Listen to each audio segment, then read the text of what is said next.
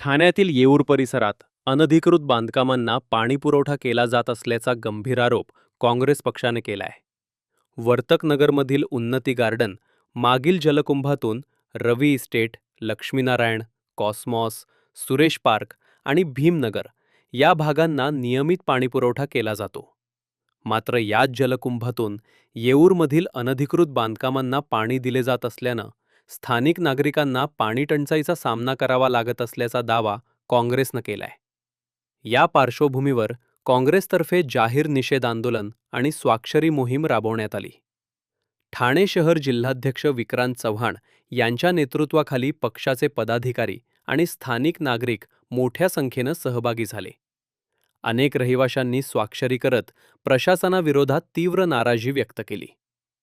निवडून आलो नसलो तरी नागरिकांच्या समस्यांसाठी रस्त्यावर उतरलो आहे. संबंधित अधिकाऱ्यांवर तात्काळ कारवाई झाली पाहिजे, अशी मागणी विक्रांत चव्हाण यांनी केली. आता प्रशासन यावर काय कारवाई करते याकडे सर्वांचे लक्ष लागले आहे. मी नगरसेवक होतो त्या वॉर्डातला होता, सुधाबाईंनी बांधलेला होता.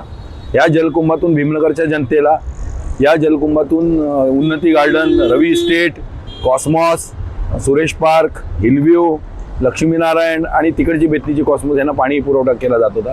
पर्याय म्हणून मी हा रस्त्याचा सिमेंट कॉन्क्रिटीकरण करतानाच एक बेतनीला टाकी बांधून घेतली 50 दशलक्ष. तिथूनही पाणी पुरवठा सुरळीत होऊन या शिवाजीनगरलाही पाणी पुरवठा सुरळीत आहे. याच्या टाकीवरून शिवाजीनगरच्या शेळकेपाड्यालाही पाणी जाते. असं असताना हा विपरीत निकाल लागल्यानंतर मी नगरसेवक ज्या दिवशी पराभूत झालो, दुसऱ्याच दिवशी पाण्याची पाईपलाईन टाकण्याचं काम त्या भुवड आणि प्रशांत सोनागर या कंपनीने केलेला आहे. हा DPR त्यांचं असं म्हणणं आहे की 2022 पुढे मध्ये मंजूर झाला प्रशासक असताना. मग 2022 मध्ये DPR मंजूर झाला होता, मग आतापर्यंत तुम्ही का थांबले होते? याचं कारण जे आहे, मी पडायची वाट बघत होते.